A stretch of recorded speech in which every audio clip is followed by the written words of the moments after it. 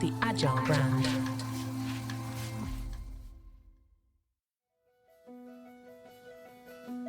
Welcome to Season 6 of the Agile brand, where we discuss marketing technology and customer experience trends, insights, and ideas with enterprise and technology platform leaders. We focus on the people, processes, data, and platforms that make brands successful, scalable, customer-focused, and sustainable. This is what makes an Agile brand. I'm your host, Greg Kihlstrom, advising Fortune 1000 brands on MarTech, marketing operations, and CX, best-selling author and speaker. The Agile Brand Podcast is brought to you by TEKsystems, an industry leader in full-stack technology services, talent services, and real-world application. For more information, go to teksystems.com. Now let's get on to the show. Have you ever considered that society might trust individuals more than your brand? If you're not thinking about influencers and community advocates in your marketing, you might be missing a huge opportunity to connect with your audience on a deeper level. Welcome to today's episode, where we're diving into the power of influencers, the unique challenges of B2B advocacy, and pushing past fear in business, with Chris Savage, CEO and co-founder of Wistia. Today, we'll explore how trust, community, and courage are reshaping the way companies approach their audiences. Chris, welcome to the show. Thank you for having me. Excited to be here. Yeah, looking forward to talking with you about this. Why don't we get started, though, with you telling us a little bit about yourself and your role at Wistia? Yeah, so I'm co-founder and CEO of a company called Wistia. Wistia is a video marketing platform. Most people know us because a lot of the content we've made over the years to help educate on how should you script, how should you light, how can some of the early videos we made that took off for things like how do you take a conference room and turn it into a studio. And for most of the period of time that we've been around a long time, 18 years, but most of the time we're kind of like a video hosting and management platform. So give you a custom player that has no ads on it, matches your brand and calls to action, all that kind of stuff. And then since 2020, basically, we've been really revamping and rebuilding and broadening the types of problems that we solve. So now we have editing built into the platform. We have recording, single person and group recording. We have a webinar platform. And our goal is to help people who are using video in their marketing or just using video to communicate better, and they have to use 10 or 15 tools to get the job done. We're trying to help you cut that down to maybe 3 and get a lot of benefits in workflow and stuff like that. Nice. Great. Well, yeah, so let's we're going to talk about a few things as I mentioned, but I want to start with this idea of, people trusting people over brands, right? And, this ties into a few things. I mean, influencers being one of them. So, you've observed that society tends to do this to, rather than a brand, it's kind of, the old school advertising and all that stuff certainly has a place, but, people tend to trust individuals more than brands. Why do you think the shift has happened? And, more importantly, maybe what does it mean for companies that are trying to build that credibility with their audiences? So I think the highest level shift comes from the fact that for a very long time, we've always trusted word of mouth. If you know somebody and they are if you have a friend and they work out all the time and they're like, this is a great gym, this is a great program, this is a great thing. You're like, I trust you because you're my workout buddy. And then, but if you don't have a friend that is the workout person, you'll trust ads, you'll trust other things. I think that's always been true.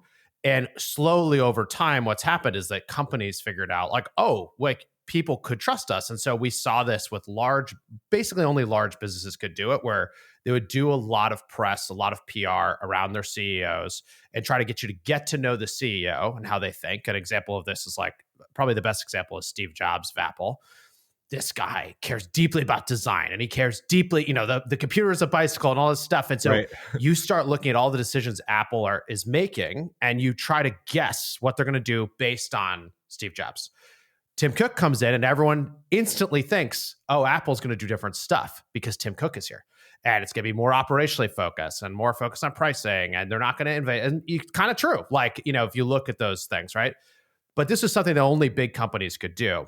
Now what's happened is that our entire culture has shifted and we have an internet first culture and distribution is free. And so one of the results of that is that anyone can get out there and anyone can make content. And so where before you'd have that friend who was the workout person, now you have the friend, they're just online, you've never met them. Right. right? Yeah. Yeah. And our social media has gotten us to a place where basically we just see individuals all the time. We decide who we trust and who we don't trust, what types of topics we trust them on. And someone might represent like 30 seconds of your day or a minute of your day. Yet, like, it might be that 1 minute, that one topic that you like really trust somebody on. And so then if you see someone online who makes a recommendation and they're your workout person, then you are more likely to get the workout stuff. Yeah. So that, and I think we're certainly all or most of us are familiar with that from, often called influencers or, other things like that as well. And they've been very effective with B2C brands. But where do influencers and maybe, community advocates, maybe other names for the same thing, but, where do they fit in when it comes to B2B marketing? So I think, yeah, B2B has really lagged here. And I think it's because the topics that you would need to talk about as an influencer are so much more niche than the Yeah. topics you would need to talk about as an influencer for B2C. B2C basically is like, you can be in shape, you can look great, feel great, like attract a mate. What is that in B2B? What are the Right. broader topics? But like, it turns out that there are some. And I think a lot of them have to do with helping people in their jobs and helping people grow in their career by learning content online that's also like entertaining.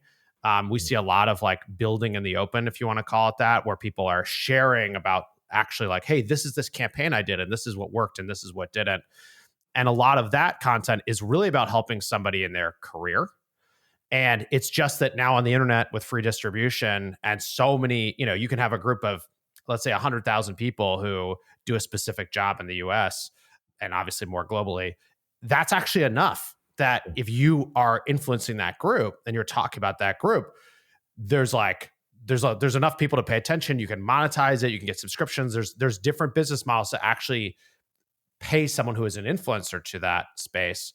And I think the thing that actually hasn't been figured out yet is happening right now is this group has a lot of money to spend, and they're Mm. making the decisions they make are not about like a $50 athleisure Right. thing. Like they're about like a $50,000 software purchase. They're about a $200,000 manufacturing decision. Like they are the scale is much greater. And so we're at the very beginning of this, but I think like that's why it's starting to show up now. Yeah. I mean, it seems like, to your point, it kind of mirrors the sale in a B2B versus B2C. I mean, it's generally going to be Exactly. a much larger sale, but also, the other thing you're touching on is to get notice. I mean, this comes down to algorithms in some cases as well. It's like if you're super niche, maybe you're going to have a harder time showing up, right? But like there's a lot of appetite. I mean, if clips of The Office say nothing else, it's like people have an appetite for talking about work on social media. It's about guilt, I think, a little bit in there. I was talking to somebody who was saying like they're scrolling on TikTok and I'm like, man, I feel guilty. So they went to LinkedIn and looked at the vertical video feed because they felt like maybe they'd learn Mm, something so they'd have less guilt. And yeah. then they're scrolling on LinkedIn and the content is similar in a lot of ways, but is more work related. And so actually you've relieved a little guilt and you feel like maybe you're going to learn something. And Yeah. I think that's what the surprising thing is. You could have these niches that are so small and yet everyone in them cares very, very deeply about what they're doing. And so if you can find a way to speak it to that group, it can really work. Yeah, because I mean, people, they spend a lot of time at work, right? And it's like it's Yeah. important that I'm an optimist, I guess. I think most people want to, until they get maybe completely disillusioned in their job. Like I think they want to do a good work and feel Yeah, valued and feel like they contribute, right? So doing something that would help them do that better seems like a win-win, right? absolutely. Yeah. So, I mean, this also kind of brings us to, who are these influencers in the B2B world? Because, there's celebrities, there's all kinds of people in the B2C world that are doing these things. But what about the role of the employee or the employee advocate in this? Is this, where do you see this as an influencer in the B2C or the B2B realm? I mean, I'm seeing it come from everywhere. So I think like the most obvious ones are people who were basically the same people who were giving talks at B2B conferences before. And it's kind of a good example. It's like, why would would it make sense to put on a conference for like 300 people? That's such a small amount. It's like, well, actually, if they're all B2B, it makes tons of sense. Right. And then there's people giving talks at those things. And some of them are consultants and they're doing it to like help educate and entertain. And then hopefully after the fact, they want someone to hire them to be a consultant. Some of them are like, founders and stuff who are telling stories of their businesses. But a lot of them are people in the job who are pushing and like, pushing the boundaries within their day-to-day work. And they're realizing like, hey, there's an opportunity if I get out there and I share what I'm learning at these conferences, then one, people will know me and that might help with partnerships. That might help with future jobs. It might help get customers for my current business. Yeah. And two, it's a way of like getting this other recognition. And so that's always been happening. Now it's just like, I see it just flipping to the you don't have to get approval to give a talk. And that's right. Very different, right? It's like anyone can do it. So I see all different types of folks doing it. And it's really about who enjoys it. And that's kind of what it comes back to. It's like all this stuff does take a lot of work. Like you get to know influencers and they're basically like, they're working hard. They're making a lot of content. They're talking to their audiences. They're trying to figure out what are the other things that they can help with in the future. Yeah. And it's like anything else. It's like becomes a product. And so I think it really comes down to, can you feel the reward? Can you actually enjoy it? But I see it really coming from everywhere. Do you see an increase in B2B influencers? Like, is this a steady thing? I've seen a huge increase. Yeah. I've seen a huge increase in B2B influencers. It's kind of surprised me how much more suddenly there, it seems like there is. And it's the interesting thing is it's like, there's more people who are doing this they basically do it for, it's, I think often because they're like doing it for fun and they do it on the nights and weekends. And then suddenly they realize like they're talking to some really niche SaaS like integration tool or something. And it takes off. Like, this is crazy. Like, why is this taking off? It's like, then they often get like some hit and they feel it. They feel the dopamine. And they're like, oh man, this is exciting. And then they keep doing it. And yeah, it just seems like there's way, way, way more. And it's partially, I think, like we're ready for it. B2B always lags B2C. But another reason is that the social platforms, they can basically what always happens is, at least I've seen this, is, it happened on Facebook, it's happened on Twitter, it's happened on LinkedIn. Seems to happen everywhere. Is like initially it's free for anyone to post. Yeah. But eventually the platforms can basically say to the brands like, hey, you have money. Like, we don't need to give you a lot of organic reach, but you can pay to advertise and get reach. And they do that and it works. If the social platforms do that to the individuals, they kill all their content. Yeah. So part of it, I think, is simple math, which is just basically like brands have to pay to get in front of people. And if you can find a path towards doing it, you're going to do it. But individuals, if they throttle individuals too much, they're never going to have the content that keeps people coming back. And so if you can be an individual talking about brands, you have a much better chance of getting a lot more organic reach than you do as just like your company brand.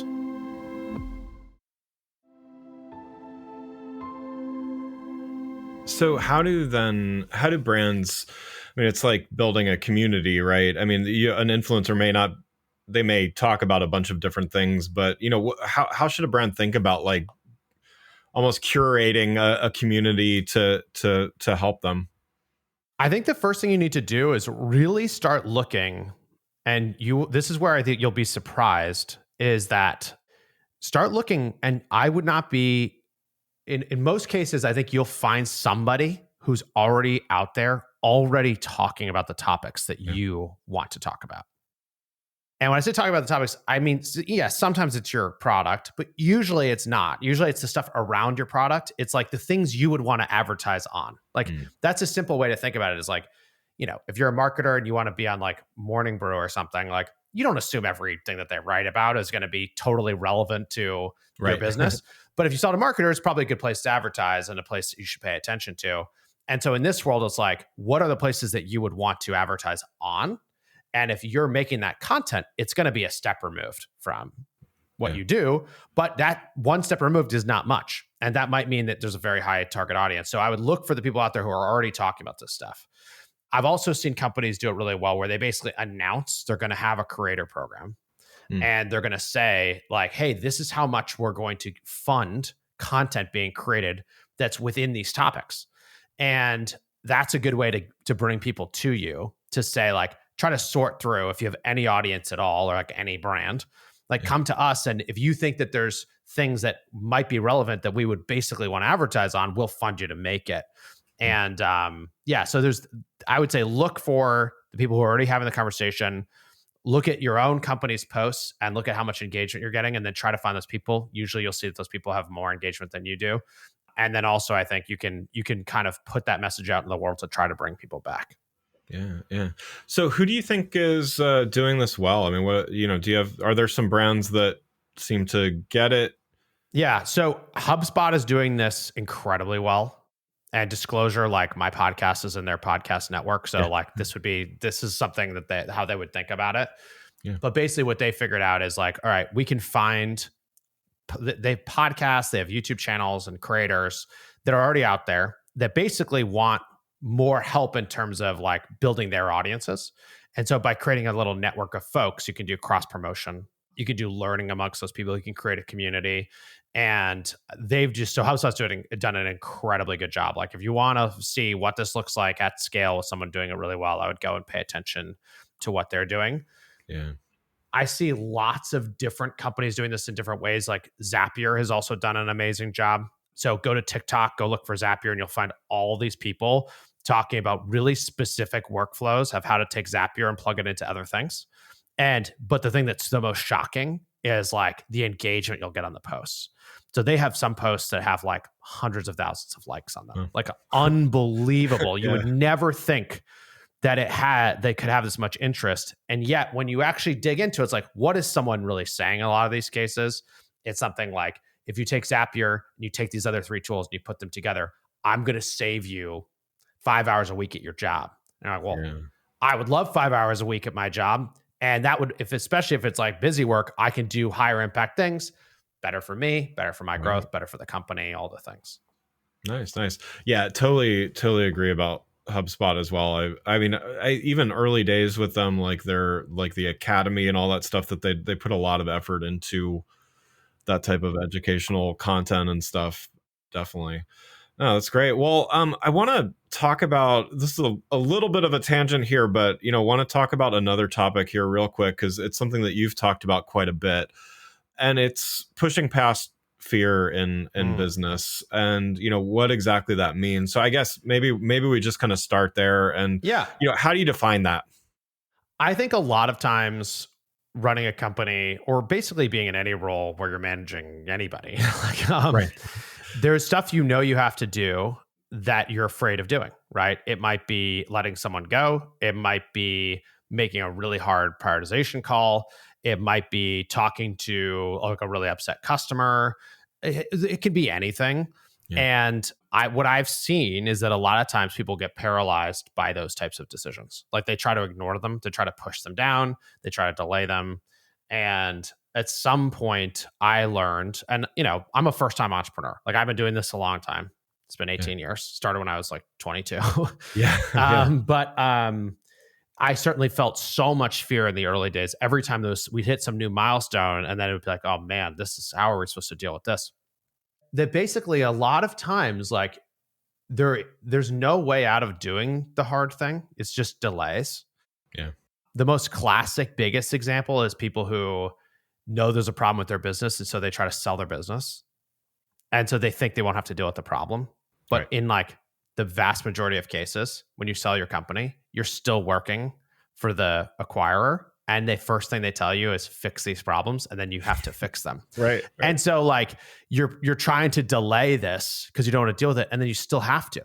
It's so common. Yeah. And so when you start thinking about it like that, really what you want to do is minimize the amount of time that you're living with the fear. And so that means usually just tackling it absolutely head on. And I've learned that if I'm afraid of anything, I should run absolutely directly towards it as fast as I can. And that is usually the secret. And what it actually does is it compresses the amount of time you're dealing with this uncertainty. And you might even get it might be really bad news. Like it might be horrible news that you uncover, but then you can start dealing with it. You have more time to deal with it. So I think about a lot of this, a lot of entrepreneurship is around how can you get things done more quickly, and how can you make sure that the mindset that you have as you're building the business is like the right mindset that you need to actually build something great, which usually means like somewhat optimistic, Yeah. excited, willing to run through walls, like enjoying the work, all those types of things. And fear obviously stops all that. So minimizing the time in the fearful zone is very important. Yeah, I mean, I've always found it's, that whether it's good potential, bad potential, or I mean, if it's hypothetical, you never know, but it's still hanging over your head, right? So it's like you're dealing with it whether you're running away from it or not, right? Yes. Yeah. Yeah, exactly. And it usually is making everything else worse. Right. Right. This is kind of related, but I think it's worth saying is like I've noticed a lot of times that there'll be someone who's a high performer, and then suddenly they're not performing well. Yeah. Like, what's going on? And almost always it's something that happened in their life that's like upset them, changed their mindset, some really sad thing, some really hard thing. And it's often just like letting them be understood that allows them to everyone to understand, oh, wait a second, this is why things have changed. And now that you've like said the thing and we understand where we're at, it's much easier to end up back into a good spot.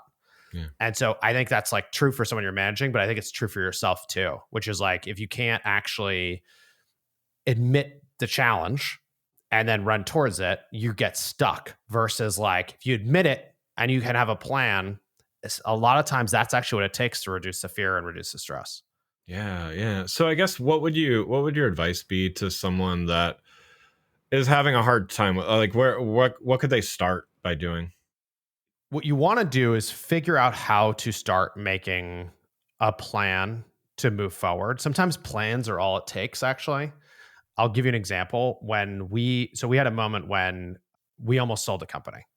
And my co-founder and I were like looking at this, thinking we should be happy about selling the company, because that's like why you start a company is, Right. is often to sell it. And we were really stressing. And it actually wasn't until we were about to sell that we could admit to each other, like, why are we even looking at selling? It's like, oh, I'm unhappy. And he's like, and he's unhappy. And we didn't want to admit to each other that we were unhappy because we thought that like if I admitted we were unhappy, then it would be like a really big problem. Yeah. But it took admitting that we were both unhappy to be like, why? And it was very scary to say it out loud. But then once we said it, it was like, oh, well, we're running really negative. Like we were running at a loss at that moment. We were searching for way more growth. It wasn't showing up. We had like a lot of chaos inside of the business. And we decided that actually what we would do is we'd not sell the business. And we'd fix the company. Like we admitted the problem and said we'd fix the company. Well, like, how will we fix it? And within a pretty short period of time, we came up with a plan. The plan was we're going to get back to being profitable. We also want to get a return for our investors because we'd had angel investors and they wanted us to sell. We want to get a return for the employees because we'd given employees stock they want us to sell. So we hit on this idea of like, we're going to do this buyback. We're going to raise debt and we're going to do a buyback of the company to get back control. Now we're going to have debt, which is going to force us to be profitable. Once we're profitable, though, we think we're going to be more focused and more creative and the business is going to do better. And I remember the feeling of like, I was having sleepless nights up until that moment. And then we made the call. We were still losing a bunch of money the next day. Like we were losing a ton of money. We had a lot of stuff to fix, but I started sleeping like a baby because I knew, well, maybe not a baby. Babies don't sleep that well. I started sleeping like a well-adjusted, like 7-year-old. But like I knew like we had a plan. We were going to move forward on the plan, and the stress went away and it went actually to like excitement and moving forward. And it took us like 6 months to transition the company to a better place. But never once we made that initial call did I have stress. I was like, this is just I felt comfortable with the decision. And so I just think that's an example of like a lot of times what it takes is admitting the issue and then coming up with a plan. And sometimes that's enough that you can then shed the fear. You can shed the stress to some degree and you can know how to move forward. Obviously everyone's wired differently, but that works really well for me. Yeah. And I mean, doing that, you can at least see it. There's something tangible that you can say, okay, well, this is what we're going to do. You can come back the next day and say, oh, well, maybe we tweak this or whatever, but it's not this thing this nebulous thing hanging over your head that is just all consuming and yet kind of being ignored at the same time. That's a paradox, but you know what I mean? Yeah, I think it's why having a vision of what you're trying to do as an individual or as a company is actually extremely helpful, because it puts everything else in like reference to that, makes it easier to make progress. Yeah. Well, Chris, thanks so much for joining here. One last question for you before we wrap up. I would like to ask this to everybody. What do you do to stay agile in your role, and how do you find a way to do it consistently? I mean, for me, it's about like talking. It's a few different things. I think like sleep really matters Yep. a lot. If I'm like really stressed out about something, I often ask myself, like, did I actually just not sleep that well? And often that's the answer. I think like the stress that we manage is like, it's all connected, whether it's mental stress or it's physical stress. Like you have one body, right? And so I focus a lot on like having routines and workouts and things that like help me kind of manage more stress. And then I think like I look to try to get advice from different groups that help me stay agile. So it's like senior management team inside of the company. It's advisors that know the business well, that are connected to the business. It's peers at other companies who care about me. They understand Wistia, but they're really giving me advice for me rather. And I think it's just really important to have inputs and feedback from like all those different types of groups, like people who know you well, people who are connected to the company, people who are you grew up with. Like you need to have like a mix, and I think that helps you get to a place where you have a better sense of really where you are. Yeah. And a lot of this is just like being able to give and receive feedback and actually hear it. Like I think that's a big part of staying agile, is like, if someone gives you feedback, can you really listen? Can you really hear it? And like, are they actually right? And if they are, it often is actually not that hard to change, but we don't always let it in. And so I think that's how I think about it. Yeah, I love that. Well, again, I'd like to thank Chris Savage, CEO and co-founder of Wistia, for joining us today. You can learn more about Chris and Wistia by following the links in the show notes. Thanks again for listening to the Agile Brand, brought to you by Tech Systems. If you enjoyed the show, please take a minute to subscribe and leave us a rating so that others can find the show more easily. You can access more episodes of the show at www.gregkihlstrom.com.